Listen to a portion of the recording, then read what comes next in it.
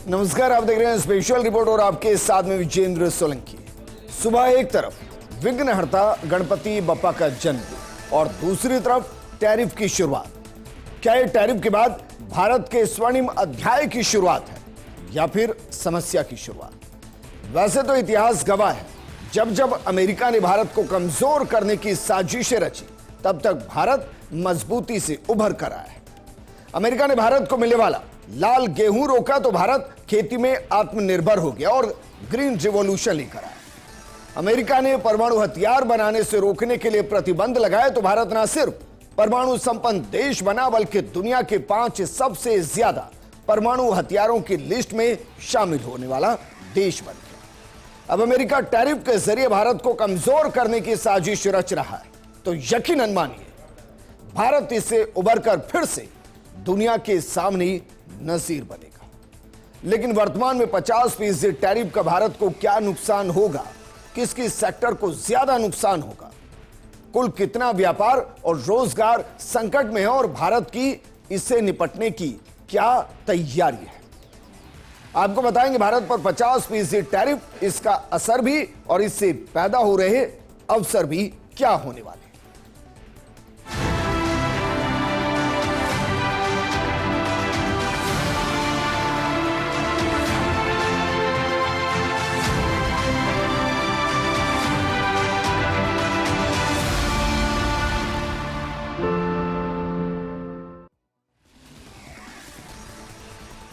सबसे पहले तो जरा देखिए, जो ट्रंप 50% टैरिफ कल से इंपोज कर रहे हैं, उससे जुड़े बेसिक पॉइंट क्या है, जरा देखिए।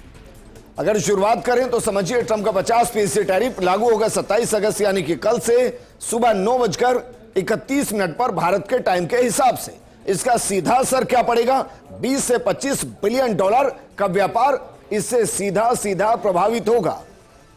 यानी ये वो लॉस है जो भारत को होगा। भारत को इसलिए कह रहे हैं हम, क्योंकि भारत निर्यात ज्यादा करता है अमेरिका को, आयात कम करता है। लेकिन 50% टैरिफ जो कल सुबह 9:31 से लागू होगा, उसका असर क्या होगा और ये कैसे है? दरअसल अमेरिका ने भारत पर एडिशनल 25% टैरिफ लगाने का ऑफिशियल नोटिफिकेशन जारी कर दिया। भारतीय समय के अनुसार यह टैरिफ बुधवार यानी कि 27 अगस्त को सुबह 9:31 से लागू हो जाएगा। अमेरिकी राष्ट्रपति डोनाल्ड ट्रंप ने 6 अगस्त को रूस से तेल खरीदने पर जुर्माने के तौर पर इस टैरिफ का ऐलान किया था। मंगलवार को जारी आदेश में लिखा गया है कि जो ड्यूटी इस दस्तावेज की सूची में बताई गई है, वो भारत से आने वाली चीजों पर लागू होगी। ये चीजें या तो अमेरिका में इस्तेमाल के लिए लाई जाएंगी या गोदाम से इस्तेमाल के लिए निकाली जाएंगी। यह नियम 27 अगस्त 2025 से लागू होगा। दरअसल भारत पर जो 25% एडिशनल टैरिफ लगाया गया, वो इसलिए क्योंकि भारत रूस से कम दामों पर तेल आयात कर रहा है। अमेरिका यह कहता है कि उसे रूस को फायदा हो रहा है और वो यूक्रेन के साथ जंग को नहीं रोक रहा है, जबकि हकीकत यह है कि भारत से कहीं ज्यादा अमेरिका रूस के साथ व्यापार करता है और उसको वो नहीं रोक रहा है। लेकिन फिर भी बात हम भारत की करेंगे कि भारत पर इस 50% टैरिफ से क्या नुकसान होगा और जो अभी तक मोटा मोटा अनुमान लगाया गया है, वो दरअसल क्या कह रहा है और किस सेक्टर को कितने बिलियन डॉलर के आसपास का नुकसान हो सकता है। जरा देखिए, फिलहाल दवा निर्माण और जैविक उत्पाद, ये जो सेक्टर है वो 8.1 बिलियन डॉलर के आसपास, टेलीकॉम उपकरण 6.5 बिलियन डॉलर के आसपास, कीमती और अर्ध कीमती पत्थर जो हैं 5.3 बिलियन डॉलर के आसपास, पेट्रोलियम उत्पाद 4.1 बिलियन डॉलर के आसपास, सोना और अन्य कीमती धातु आभूषण 3.2 बिलियन डॉलर, रेडीमेड गारमेंट जिसमें कॉटन भी शामिल है वो 2.8 बिलियन डॉलर, इसके अलावा लोहा और स्टील उत्पाद 2.7 बिलियन डॉलर के आसपास। और इसको अगर कुल मिला लें तो ये लगभग 87.3 बिलियन डॉलर के आसपास है, जिसमें आप इंजीनियरिंग गुड्स, इलेक्ट्रॉनिक्स और फार्मा का 51% हिस्सा इसमें शामिल कर सकते हैं। ये 2024 के आसपास के आंकड़े। 2025 में कहा जा रहा है कि यही 118 बिलियन डॉलर के आसपास है। लेकिन अब भारत पर इसका असर क्या होगा, किस किस सेक्टर पर होगा और कितना होगा, जरा इसको समझिए और देखिए सीधे जो जो सेक्टर है वो इससे प्रभावित होंगे, वो कौन कौन से हैं। सबसे पहले उद्योगों पर असर, दूसरा आम आदमी पर असर, तीसरा अर्थव्यवस्था पर असर, चौथा जीडीपी पर असर, पांचवा निर्यात में गिरावट होगी, छठा रोजगार और महंगाई पर असर पड़ेगा और सातवां मुद्रा और निवेश सीधा सीधा इससे प्रभावित होने वाला है। लेकिन इन एक एक बिंदु को अगर हम समझने की कोशिश करें तो जरा समझिए कि 50% टैरिफ इंडस्ट्री पर असर इसका क्या होगा, जरा इसको समझिए। ट्रंप के टैरिफ से jewellery, textile, auto, sea food sector की इंडस्ट्री का मुनाफा घट सकता है। अगर अमेरिका के साथ ट्रेड डील नहीं होती या टैरिफ कम नहीं होता तो इन इंडस्ट्री को निर्यात के लिए नए बाजार खोजने होंगे। एक्सपर्ट का कहना है कि इससे 48.2 अरब डॉलर के निर्यात पर सीधा असर पड़ेगा।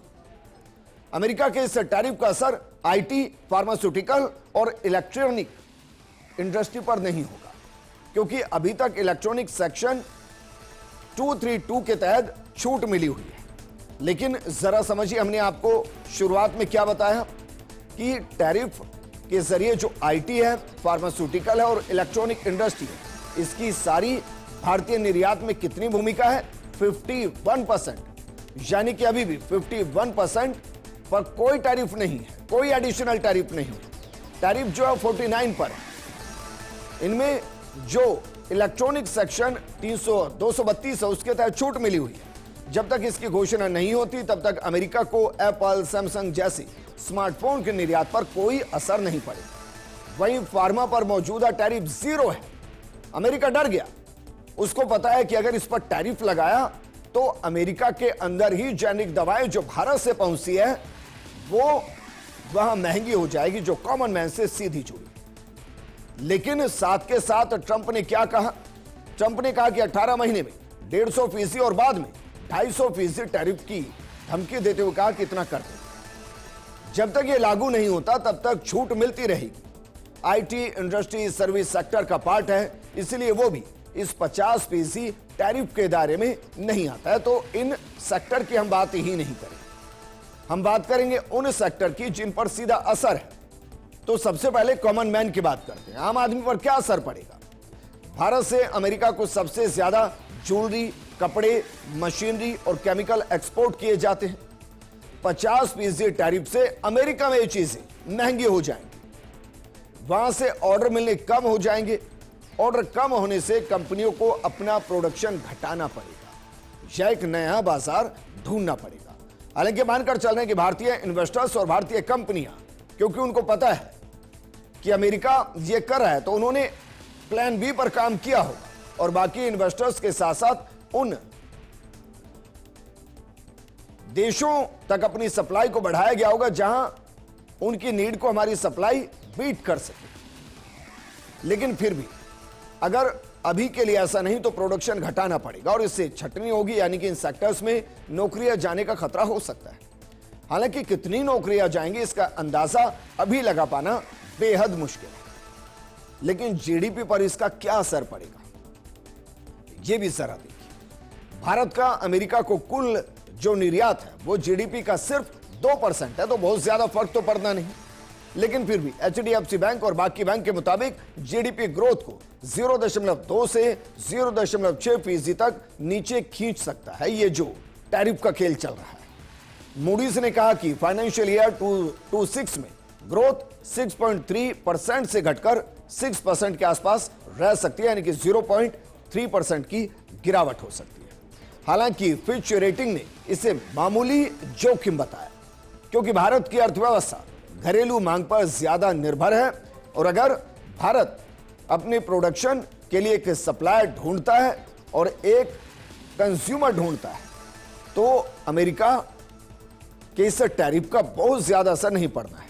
वो इसलिए भी नहीं पड़ना है क्योंकि 51% जो हम निर्यात कर रहे हैं उस पर कोई टैरिफ है ही नहीं और भारत ने इसके लिए पहले से तैयारी शुरू कर दी है। और जैसा हमने ओपनिंग रिमार्क में बताया कि अमेरिका ने लाल गेहूं देने से इनकार किया तो हम हरित क्रांति लेकर आए और खेती में आत्मनिर्भर हो गए। अमेरिका ने हमें परमाणु हथियार बनाने से रोका तो हम परमाणु हथियार भी बनाते नजर आए, उल्टा हमने अपने आप को उन 5 देशों की लिस्ट में शामिल कर लिया जो परमाणु संपन्न देश हैं। और अब अगर अमेरिका टैरिफ के जरिए भारत को कमजोर करना चाहता है तो मानकर चलिए कि हो सकता है कि अगले 5 से 10 साल में हमें अमेरिका के साथ ट्रेड करने की जरूरत ना, और अमेरिका गिड़गिड़ाता नजर आए कि हमारी बेसिक नीड भारत पूरा कीजिए। लेकिन फिलहाल के लिए निर्यात में गिरावट हो सकती है, क्योंकि ग्लोबल ट्रेड रिसर्च इनिशिएटिव, जिसे GTRI कहते हैं, उसके अनुसार अमेरिका जाने वाले निर्यात में 40 से 50% की कमी हो सकती है। कुल प्रभावित निर्यात 40 से 48 बिलियन डॉलर का हो सकता है, जो वैश्विक निर्यात का 4.8% है। और यह वाकई में एक थोड़े से संकट की बात है कि इतना ज्यादा सामान अचानक से किस देश के साथ ट्रेड करके खपाया जाए। लेकिन अगर प्रोडक्शन घटेगा, डिमांड कम होगी, तो इसका सीधा असर रोजगार और महंगाई पर भी पड़ेगा। और इसको लेकर कुछ आंकड़े आए।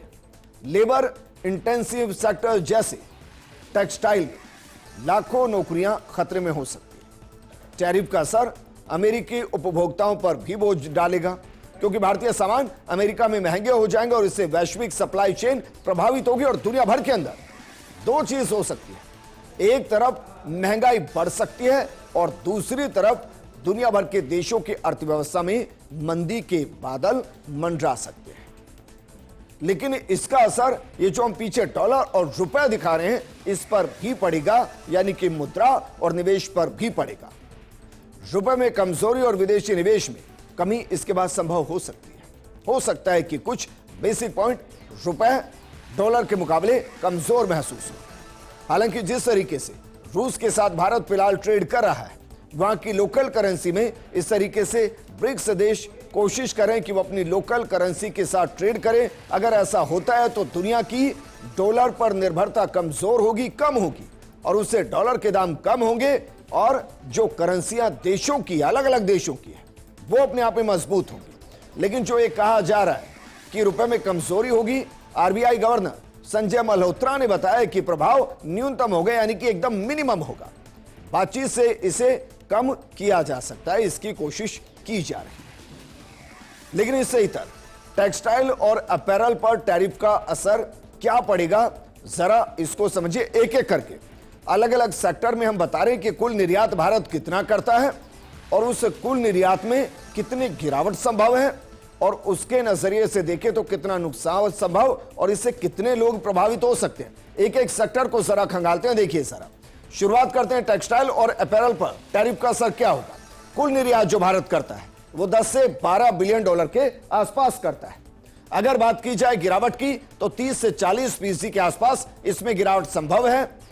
अगर नुकसान की बात की जाए तो 4 से 5 बिलियन डॉलर का सिर्फ टेक्सटाइल और अपैरल पर ही असर पड़ सकता है इस टैरिफ का, और इससे जो जॉब्स प्रभावित होंगी वो एक टेंटेटिव आंकड़ा है कि 2 से 3 लाख के आसपास जॉब इससे सीधी प्रभावित हो सकती है। अगला जरा देखिए, जेम्स एंड ज्वेलरी पर टैरिफ का क्या असर पड़ सकता है। अगर बात कुल निर्यात की जाए तो 8 से 10 बिलियन डॉलर के आसपास भारत अमेरिका को जेम्स और ज्वेलरी के अंदर निर्यात करता है। इसमें अगर गिरावट की बात की जाए तो माना जा रहा है कि 30% के आसपास इसमें गिरावट संभव है। उस गिरावट में अगर नुकसान देख लें तो 3 से 4 बिलियन डॉलर के आसपास का नुकसान भारत को होगा, और MSME सेक्टर और कारीगर जो इससे जुड़े हुए हैं वो सीधा इससे इंपैक्ट महसूस करते नजर आए। इसके अलावा एक और, सी फूड पर टैरिफ का असर क्या होगा, जरा देखिए। सी फूड जिसका कुल निर्यात 2 से 3 बिलियन डॉलर के आसपास है, गिरावट इसमें 15% के आसपास संभव है। नुकसान 0.5 बिलियन डॉलर के आसपास, और प्रभावित क्यों होंगे, खासकर केरल में मछुआरे इससे प्रभावित होंगे क्योंकि सी फूड वहीं से सप्लाई होता है। लेकिन जुलाई के आंकड़े सामने आए। जुलाई के आंकड़े यह कह रहे हैं कि अमेरिका ने अपने रिकॉर्ड में सबसे ज्यादा सी फूड जुलाई के अंदर भारत से खरीदा। इसका मतलब क्या हुआ, इसका मतलब यह हुआ कि अमेरिका के अंदर सी फूड से जुड़ी इंडस्ट्री भी यह मानती है कि इसका असर होगा, वहां सी फूड महंगा होगा, इसलिए उन्होंने भारत से बड़ी मात्रा में सी फूड को खरीद लिया है ताकि उसको वहां स्टोर किया जा सके और वहां दामों को बढ़ने से रोका जा सके। लेकिन केमिकल्स पर इसका क्या असर पड़ेगा, जरा ये भी एक बार देखिए। कुल निर्यात जो होता है वो 5 से 6 बिलियन डॉलर के आसपास भारत करता है। इसमें 30% के आसपास की गिरावट संभव है। 2 बिलियन के आसपास, 2 बिलियन डॉलर के आसपास का नुकसान इसमें अभी आंका जा रहा है। इसके अलावा भारत के पास अब आर्थिक विकल्प क्या क्या मौजूद है, ये एक बड़ा सवाल है। अगर भारत के अलग अलग सेक्टर को नुकसान हो रहा है तो उस नुकसान की भरपाई के लिए कोई तो प्लान होगा जिस पर सरकार काम कर रही होगी, जिस पर इन सेक्टर से जुड़े हुए उद्योगपति काम कर रहे होंगे। जरा एक बार विकल्प को खंगाले। भारत की अर्थव्यवस्था घरेलू मांग पर आधारित है, इसीलिए प्रभाव सीमित है। लेकिन सब्सिडी, ब्याज, सबवेंशन, लोन गारंटी और जीएसटी रिफंड तेज किया जा सकता है और इससे उद्योगों को एक राहत मिल सकती है, टेम्पररी राहत मिल सकती है। इसके अलावा एमएसएमईज, जिसमें टेक्सटाइल और ज्वेलरी दोनों सेक्टर अगर जोड़ दें, इनके लिए एक विशेष फंड जारी किया जा सकता है। सरकार ये कर सकती है, इससे इन सेक्टर को संबल मिलेगा। उद्योग लॉबी में 55% निर्यात प्रभावित होने पर भारी झटका लग सकता है और आरबीआई ने 100 बीपीएस रेट कट से ग्रोथ सपोर्ट का ऐलान किया है। यूएस के अलावा ईयू, यूके, एशियान और ब्रिक्स पर फोकस करना होगा। यह भी फ्यूचर के लिए करना होगा अगर अमेरिका की इस दादागिरी के खिलाफ भारत को एक बार फिर से मजबूती से आकर आगे खड़ा होना है। क्योंकि भारत ने अप्रैल जुलाई 2025 में ईयू के साथ व्यापार को 21% बढ़ाया है। इसका मतलब क्या है? इसका मतलब यह है कि भारत बहुत अच्छे से जानता है कि उसे अमेरिका के चालबाजी में नहीं आना है, अमेरिका के धमकी में नहीं आना है। उसे यह भी पता है कि अमेरिका लंबे वक्त तक इस टैरिफ को इंपोज नहीं कर सकता। भारत को यह भी पता है कि सिर्फ अमेरिका पर डिपेंड नहीं हुआ जा सकता। इसलिए देखिए, चाइना के साथ व्यापार को लेकर द्वार वापस खोलने की बातचीत हो रही है। इसके अलावा ब्रिक्स देशों के साथ, ईयू के साथ व्यापार को बढ़ाया जा रहा है और ईयू के साथ व्यापार को 21% बढ़ा दिया गया सिर्फ अप्रैल से जुलाई 2025 के बीच में। इसके अलावा याद कीजिए रूस के साथ बातचीत, और रूस ने क्या कहा कि अमेरिका के अंदर जो आप सामान भेज रहे हैं, अगर आप चाहें तो रशिया के साथ वो ट्रेड कर सकते हैं। वो भी एक दरवाजा खुला हुआ है, इसलिए ज्यादा समस्या नहीं है। जितनी भी समस्या हम गिना रहे हैं वो टेम्पररी है और वो सिर्फ भारत नहीं झेलेगा, उसको अमेरिका भी बराबर झेलेगा। ईयू के साथ भारत को एफटीए तेज करना चाहिए। एफटीए का मतलब होता है फ्री ट्रेड एग्रीमेंट, यानी कि मुक्त व्यापार। यह finance commission chairman Arvind Panagariya की सलाह है। वो कह रहे हैं कि ईयू के साथ एफटीए को तेज कर दीजिए, इसको बढ़ा दीजिए। इसके अलावा वियतनाम और बांग्लादेश, जिन पर कम टैरिफ है, उनके साथ प्रतिस्पर्धा से बचने के लिए घरेलू सुधार करना होगा। अगर यह सब किया जाता है तो फिर भारत पर जो 50% टैरिफ का असर है वो अवसर में बदल जाएगा। क्योंकि एक तरफ भारत अमेरिका के साथ उन व्यापार को रोक सकता है जहां भारत को नुकसान है या जहां टैरिफ का सबसे ज्यादा असर है। इसके अलावा उन देशों के साथ ट्रेड को बढ़ाया जा सकता है जहां भारत फिलहाल ट्रेड नहीं कर रहा है, और वहां अगर ट्रेड होता है तो अमेरिका की पैरेलली एक अलग से इंडस्ट्री के साथ डील की जा सकती है जहां भारत अपने सामान को बेच सके। और उसके लिए ब्रिक्स एक मजबूत संगठन, क्योंकि पूरा का पूरा ब्रिक्स ही अमेरिका से परेशान है। चाइना पर भी 200% टैरिफ की घोषणा ट्रंप ने की है। ऐसे में अगर ब्रिक्स मजबूती के साथ काम करते हुए इंटरनली ट्रेड को बढ़ाता है तो उससे अमेरिका को सीधा नुकसान होगा। लेकिन यकीनन इस 50% टैरिफ का असर भी भारत पर पड़ेगा। और यह भी सच है कि जब जब भारत पर एक ऐसा असर पड़ा है उसको भारत ने अवसर में तब्दील किया है और भविष्य के लिए पूरी तस्वीर को बदल कर रख दिया है। इस प्रोग्राम में फिलहाल इतना ही। आप बने रहिए फर्स्ट इंडिया न्यूज के साथ, क्योंकि खबरों का सिलसिला लगातार जारी है। नमस्कार।